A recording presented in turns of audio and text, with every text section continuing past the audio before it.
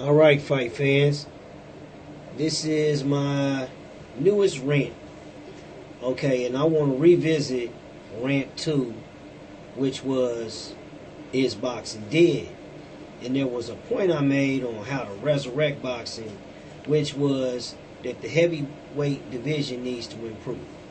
And so I've been sitting here thinking about it and doing a little research, and I want to speak on how the heavyweight division can improve. And here's just a few uh, of my pointers and a message to the heavyweight division.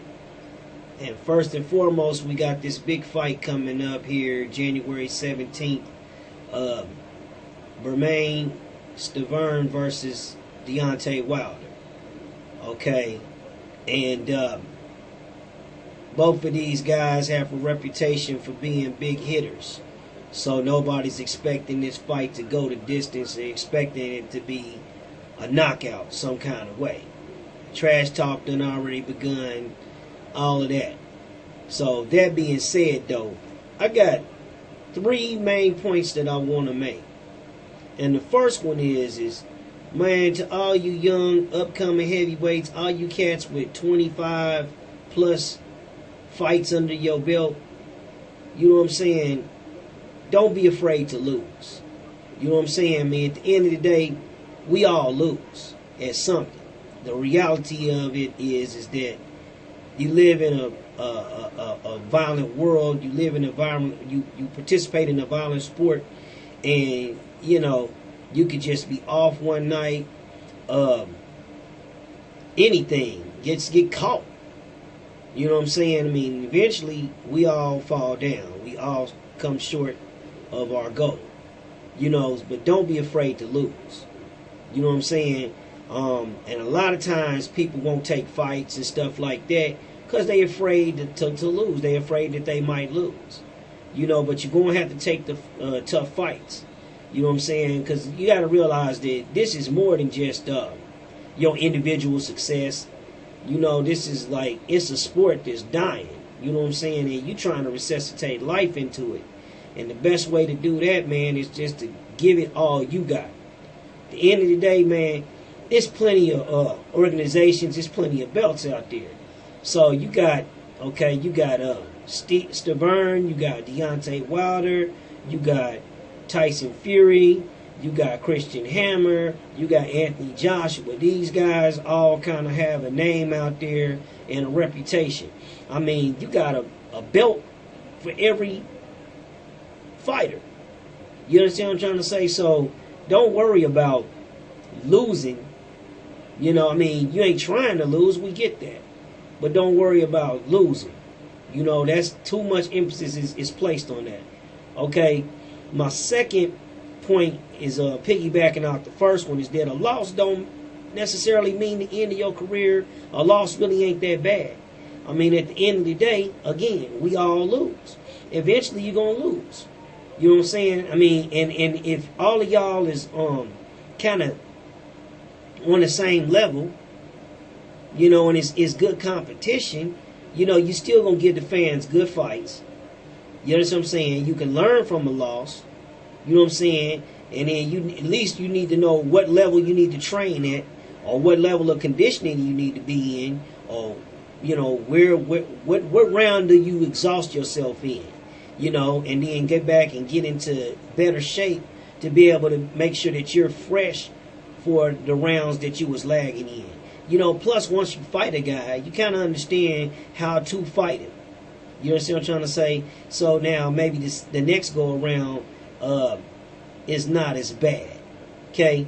So again, a loss don't necessarily mean the end of the career. Now I understand it's a business and you know, you're more marketable if you're an unbeaten fighter, but at the end of the day, I mean, if you're trying to break Rocky Marciano's record, I don't think it really can be done in this day and age, and you was the type of person that didn't duck people or didn't strategize your path to where you kind of had an easy road to get those victories, and didn't take the hard fights until like later on, and then you never fought 2 or 3 consecutive tough fights.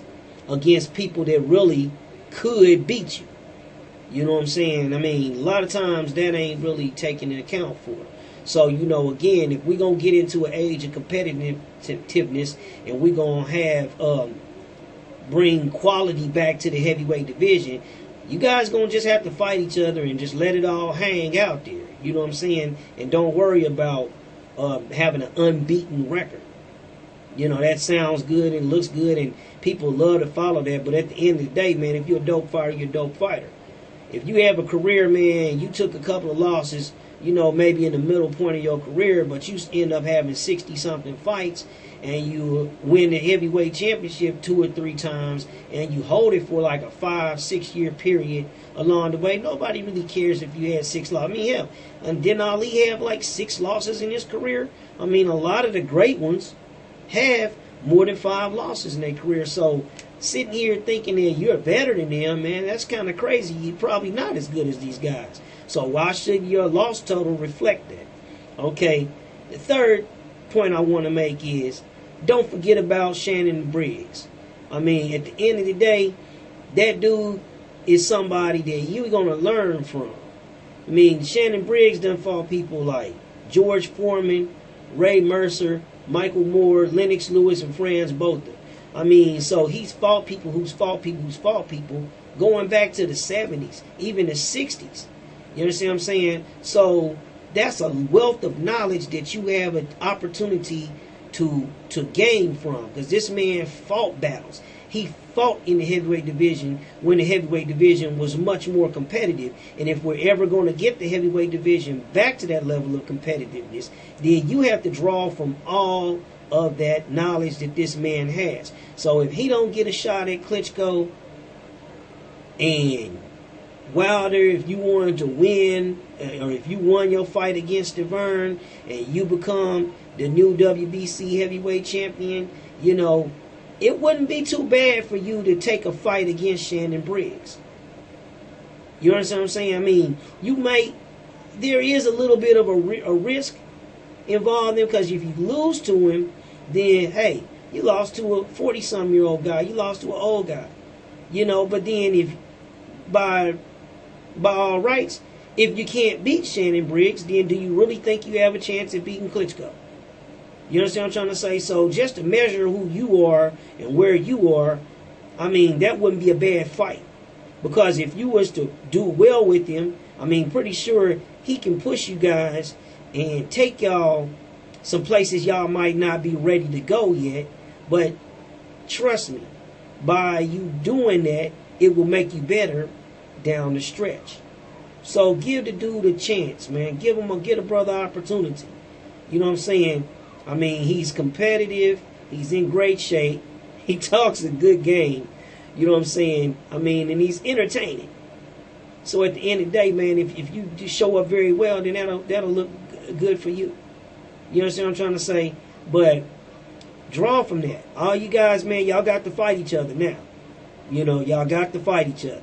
And don't forget about Shannon Briggs. Put him in that. You know what I'm saying? Good luck to both of the participants in this month's fight. It's coming up here in like a week and a half, or next weekend, I believe. This weekend is coming up. So man, good luck to y'all. May the best man win. And maybe we can have a series of 3 fights between you guys at some point later on. But congratulations to whoever becomes the winner of that fight. And remember what I said to y'all. Let's make this year the year that boxing really kind of digs itself up out of this hole that it done fell into. Okay? So, with that being said, one love. Peace out, fight fans.